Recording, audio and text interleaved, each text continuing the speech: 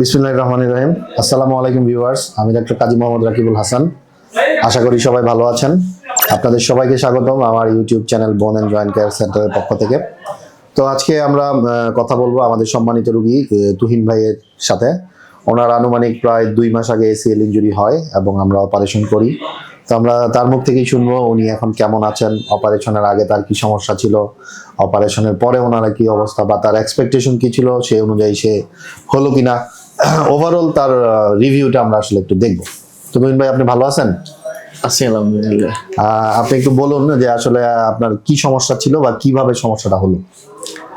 আসলে সমস্যা ছিল, আমি তো অতিভত্তম আমার মায়ের সাথে দুষ্টামি করতেছিলাম। দুষ্টামি করার পরে দুষ্টামি করতে করতে আপনার ওই হঠাৎ করে পড়ে গেছিলাম আর কি। পড়ে যাওয়ার পরে মানে পাড়া একটু অন্যরকম লাগতেছে, হাঁটাচলা করতেছি, জি, মানে টাস করে যেমন বাইঙ্গা পড়ে যাবো এরকম, মাঠু থেকে খুলে পড়ে যাবে এরকম মনে হয়েছে। জি। পরে একদিন পর আবার করলাম, এই দেখছি না এমন হাঁটাচলা করতেছি, আগে অতি প্রথম যেরকম পড়ে গেছিলাম এরকমই লাগতেছে আর কি। পরে আমি ঢাকা গেছিলাম, ঢাকা গিয়ে ঘুরে ঘুরে আইছি। পরে দিই না অন্যরকম, আমি ট্রেনে চলাচল করছিলাম তো। জি। পরে আমরা ট্রেনে নামার পরে বুঝছি আমাকে ভাও দিয়ে আগের মতন এরকম লাগতেছে। পরে হাসপাতাল ফোন দিলাম, ফোন দেওয়ার পরে আপনার সাথে বলতেছে বলতেছে। আচ্ছা, আপনি যে ঢাকা গিয়েছিলেন মানে কি কোনো চিকিৎসা নেওয়ার জন্য গিয়েছিলেন? না, চিকিৎসার জন্য এমনিতে গেছিলাম। যাওয়ার পরে আর কি এই হাসপাতাল ফোন দিছি, ফোন দেওয়ার পরে বলতেছে রাকিব স্যার আছে, রাকিব স্যার দেখানোর লিগা। জি। পরে আপনার তো দেখাইলাম, দেখানোর পরে তো এই আপনি তো দিছিলেন, এই কি কয়, আপনি দেখানোর পরে বলছিলেন এই এক্সরে করার লাগে। এক্সরে করলাম, এক্সরে করার মধ্যে তো কোনো কিছু ধরা পড়ে নাই। এক্সরে করার পরে ধরা পড়ে নাই। পরে ওষুধ তো 2 দিন করছিলাম, ওষুধ কিছু দিয়েছেন না, এক্সরে ধরা নাই। পরে বলছিলেন এমআরআই করার লাগে আর কি। এমআরআই করতে বলছিলেন? হয়, এমআরআই করার লাগে। তো আমি আবার এমআরআই করাইছি না, এমআরআই না করায় প্রায় 1 সপ্তাহের মতো। মানে আপনি এমআরআই করতে প্রায় 1 সপ্তাহ দেরি? 1 সপ্তাহ দেরি করছিলাম। 1 সপ্তাহ দেরি করার পরে দেখি না আগের মতোই এই চলতেছে, হঠাৎ করে পাও ভাঙা পড়ে যাচ্ছে এরকমই আর কি। মাঝে মধ্যে চলতে মানে সম্পূর্ণ আমার খেয়াল রাম লাগতেছে পায়ের মধ্যে, মানে পায়ের উপরে খেয়াল রাখতেছি। খেয়াল রাখার পরে আপনার এই দেখি না আমার এই কি কয়, আমি দোতলার উপরে সিঁড়ি পাইছিলাম, সিঁড়ি পাওয়ার পরে বুঝতেছি না আমার পা তো আগের মতো ঠিক নাই। ঠিক নাই। পরে আপনার ওই করছি, এই এমআরআই করাইলাম। পরে আপনি এমআরআই করাচ্ছি, এমআরআই করানোর পরে দেখি না, পরে কি এমআরআই এসিএল ইনজুরি ধরা পড়ে না? হ্যাঁ, এসিএল ইনজুরি ধরা পড়ছে। ঠিক আছে ডিয়ার ভিউয়ার্স, আসলে তুহিন ভাইয়ের বর্ণনা থেকে আমরা বুঝতে পারতেছি একদম টিপিক্যাল হিস্ট্রি, যে উনি বাচ্চার সাথে দুষ্টামি করতে গিয়ে পা মোচড় খেয়ে পড়ে যায়। তারপর থেকে ওনার বয়ানে আমরা শুনলাম যে ফিলিং অফ ইনসিকিউরিটি বলি এটা আমরাকে, যে আমার মনে হচ্ছে পাটা ঘুরে যাবে, পড়ে যাবে, আমি ঠিক জোর পাচ্ছি না। তার এক্স্যাক্টলি তাই হচ্ছিল। এসিএল ইনজুরি একদম টিপিক্যাল একটা ফিচার। তো আসুন এখন আমরা দেখি আসলে তার এক্সরেতে কি ছিল বা এমআরআই আমরা কি পেলাম। তো ভিউয়ার্স আসুন দেখি আমরা তুহিন ভাইয়ের এক্সরেটা, যেটা আমরা তার নিয়ের এক্সরেটা দেখতে পাচ্ছি, এপি ভিউ এবং ল্যাটারাল ভিউ, এবং কোয়াইট নরমাল। এক্সরেতে তার কিছুই নেই, মানে কোনো ফ্র্যাকচার আমরা মেনলি যেটা দেখতে চাই যে বোনসে কোনো ফ্র্যাকচার আছে কিনা, এটা নেই। এইখানে অনেকে কনফিউশন করে যে আমার হাড় সম্পূর্ণ ভালো আছে, তাহলে আমি কিভাবে হাঁটতে পারতেছি, বা আমার হাড়ে কোনো সমস্যা নেই, তাহলে কেন প্লাস্টার করব। তো এই কনফিউশনগুলো যেন আমার না থাকে, এই জন্যই আমাদের সবসময় বিশেষজ্ঞ ডাক্তার শরণাপন্ন হওয়া উচিত। এবং আমাদের যদি কনফিউশন থাকে তখনই আমরা একটা এমআরআই সাজেস্ট করি যে আসলে লিগামেন্ট ইনজুরি আছে কিনা। তো দেখেন আমরা যে এমআরআইটা দেখতে পাই যে এখানে একটু বাকলিং অফ পিসিএল আছে, যেটা ইন্ডিকেট করে তার এসিএল ইনজুরি আছে। হ্যাঁ, তো এই যে ফিল্মগুলোতে আমরা স্পষ্ট দেখতে পাচ্ছি যে তার বাকলিংটা আছে। দ্যাট মিনস আমরা এসিএল ইনজুরি আছে, এটা কনফার্ম হয়ে গেল। এই জন্য আসলে এমআরআই পরীক্ষাটা আমাদের এসিএল ইনজুরির একটা গোল্ড স্ট্যান্ডার্ড ইনভেস্টিগেশন। এটা আসলে সবসময় আমাদের করতে হয় আমাদের কনফার্ম করার জন্য। তো তুহিন ভাই, আপনার অপারেশনের পরে এখন কি আর আগের মতো লাগে যে পা ঘুরে যায়, পড়ে যাবেন, এইরকম কি আর মনে হয়? না, এখন আসলে অপারেশনের এই আগে আগে যে যেরকম সমস্যা লাগছিল ছিল, ওরকম কি আর লাগে? না না না, আগের মতো এরকম লাগে না। এখন আসলে আলহামদুলিল্লাহ অনেকটাই ভালো আছি, যাক, আলহামদুলিল্লাহ। অপারেশনের পরে অনেকটাই ভালো আছি। এই আমার তো অপারেশনের করার আগে এই অনেকজনে অনেক কিছু বলছিল, জি বলতে মানে অনেক সময় লাগবো, মানে এক বিছানার মধ্যে শুয়ে থাকা লাগবো, অনেক কিছু বলছিল। মানে অপারেশনের এই 1 মাস প্রায় একবারে বিছানার মধ্যে একবারে শুয়ে থাকা থাকতে লাগবো, হবে। এরকম বলছিল। কিন্তু আমি আসলে আপনার সাথে আপনার কাছ থেকে অপারেশন করার পরে আমি তো এই 10 দিনের ভিতরে মোটামুটি ওই দিয়া কাজ দিয়ে হাঁটা ক্লাস শুরু দিয়ে মোটামুটি হাঁটা শুরু করে দিয়েছিলাম। এখন আলহামদুলিল্লাহ অনেকটা ভালোই। আর আমি এখন যারা আছে এই রোগে ভুগতাছে জি জি, ওদেরকে কিছু কথা বলি। হ্যাঁ বলেন। মানে ওই সময় আমি তো অনেকজনে অনেক বলছিল, বলেছে কয়, না অপারেশনের কোনো দরকার নাই, এমনি চলতেছ ভালো আছো, অনেক কিছু অনেকজনে অনেক করছে।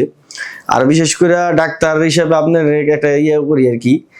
আমি তো যেই সময় আইছিলাম, ডাক্তারের আল্লাহ পাক আসলে সবাই সত্য জ্ঞান দেয় না, এটা নিজস্ব করি না। কারণ আমি আমার ভিতরে পায়ের রগ যে ছিঁড়ে গেছে গা, আপনি আসলে আমার আসার পরে 5 মিনিট আমার পাওয়াটা অনেক করে দেখছেন। জি মানে অনেকজন বলছিল এই করার লাগিয়া, বেন্টিস করার লাগিয়া, 15 দিন প্লাস্টার করার লাগিয়া, এই 14 দিন প্লাস্টার রাখার লাগিয়া অনেক বলছে। কিন্তু আপনি একটা জিনিস শুনতেছেন না, প্লাস্টার এইগুলো চলবো না। আমার মনে খালি বলতেছে এটা মনে হয় ইনজুরি হয়ে গেছে। ACL injury, জি। কিন্তু আসলে সবার মাথার মধ্যে এরকম থাকে না, আল্লাহ পাক আপনার দিছে, মানে এই জিনিসটা সরাসরি সামনে বলে দিছে। মানে আমার মনে খালি বলতেছে ইনজুরি হয়ে গেছে এই জিনিসটা। আমি তো যাক, অনেকজন অনেক জায়গাতে বলছে আমার অপারেশন করার লাগিয়া অনেকটা। আমি এই মাঝেদা আপনার ছাড়াও আমি ধরেন ঢাকা শহর তো মোটামুটি আমার চিনা পরিচিতি অনেক জায়গায় গেছি, বড় বড় হাসপাতালে গেছি। অনেকজন অনেক টাকা বলছিল, মানে অনেক টাকা লাগবো, অনেকজন অনেক চাইছে অনেক টাকা পয়সা। আচ্ছা কিন্তু আপনি অনেক কমে করতে চাইতেছেন, এই জন্য আমি আপনার কাছে করছি না কি, আপনি আমার রোগটা তো ধরাই দিছেন আপনি। জি জি, মানে আমার যেই সময় রোগ, এই রোগে আমি ভুগতাছি, এই জিনিসটা তো আপনি আমার বা করে দিচ্ছেন। আমি অন্যদিকে করবো একটা অন্যরকম লাগছিল। আর অনেকজন অনেক টাকা পয়সা চাইছে, অনেক টাকা চাইছে, অনেক বড় বড় হাসপাতালে অনেক চাইছে। কিন্তু আপনারা মোটামুটি অনেকটা সুবিধা অনেক পাইছি। মানে আপনার সাধ্যের মধ্যে করতে পারছেন। সাধ্যের মধ্যে মোটামুটি করছি, যেরকম সাধ্য এরকম সন্তুষ্ট তো এখন? হ্যাঁ আমি সন্তুষ্ট।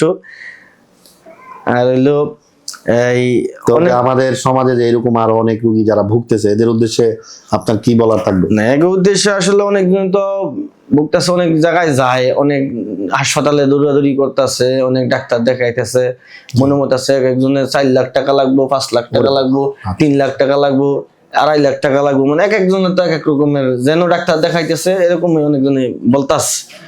এখন আমি মনে করি এরা যদি আপনার কাছে আসে, যে পরামর্শটা যেই মিলে আপনি তো সাধ্য মতো নিয়ে করে দেন, আপনার তো ভিডিওর লেগে না, মানে আমার অনেকজন তো অনেক কিছু বলছিল। আপনি তো আমি মোটামুটি আমার সাধ্য মতো নই, অনেক টাকা আপনি আমার যে জায়গা বলছেন তো অনেক টাকা কমও রাখছেন, অনেক করছেন। তো যাই হোক ডিয়ার ভিউয়ার্স, আমরা তুহিন ভাইয়ের কথা শুনলাম। আসলে তো ব্যাপারটা এরকমই, আমাদের সমাজে প্রচলিত অনেক ভুল ধারণা আছে। ইভেন অনেক ডক্টর, ইভেন অনেক বিশেষজ্ঞ আপনাকে অনেক সময় বলতে পারে যে না এটা অপারেশন লাগবে না, এমনি ভালো হয়ে যাবে। বাট টোটালি ভুল।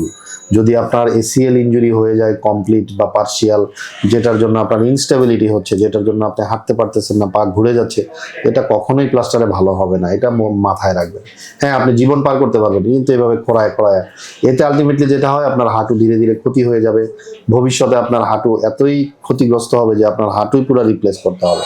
তো শুরু থেকেই যদি আপনি চিকিৎসাটা সঠিকভাবে নেন, এটা আপনিও সুস্থ থাকবেন, আপনার কর্মক্ষমতাও বাড়বে, সবকিছুই আপনার জন্য ভালো হবে। আর সাধ্যের যে ব্যাপারটা আসলে কে কত বলেছে বা তা আমরা জানি না, তবে আমরা চেষ্টা করি, আমি চেষ্টা করি যেই রোগীগুলো আমার কাছে আছে আমি যতটুকু সম্ভব তার সাধ্যের মধ্যে এবং আমার সাধ্যের সম্মিলনে অপারেশনটা করে দেওয়া। চলুন আমরা একটু দেখে নেই আসলে তুহিন ভাইয়ের হাঁটুর এখন কি অবস্থা অপারেশন পরবর্তী। তো হ্যাঁ, এটা তার ভালো হাঁটু। আমরা যদি এখানে ল্যাকম্যান টেস্ট করি, একদম রক সলিড, কোনো নাই, সমস্যা নাই। আর এটা তার অপারেশন করা হাঁটু দেখা যাচ্ছে। এই যে ল্যাকমেন টেস্ট করলাম, এটাও রক সলিড, একদম সলিড ভাবে হয়ে রয়েছে। তার সব লিগামেন্টই আলহামদুলিল্লাহ ভালো আছে। যদি আমরা জয়ের টেস্টটা করি তাহলে দেখতে পাই, একটু একটু বসলাম পায়ের উপর, হ্যাঁ। এটা তার ভালো পা, অ্যান্টেরিয়র ড্রয়ার টেস্ট নেগেটিভ।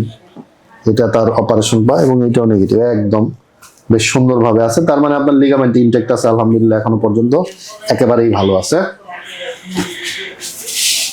তো ডিয়ার ভিউয়ার্স, আমরা দেখলাম যে আসলে তুহিন ভাইয়ের অপারেশন পরবর্তী পায়ের স্ট্যাটাসটা আলহামদুলিল্লাহ একেবারেই কোয়াইট নরমাল, ভালো পায়ের মতোই সম্পূর্ণ ভালো আছে। ডিয়ার ভিউয়ার্স, থ্যাংক ইউ, সবাইকে ধন্যবাদ এতক্ষণ আমাদের সাথে থাকার জন্য, আমাদের ভিডিওটা দেখার জন্য।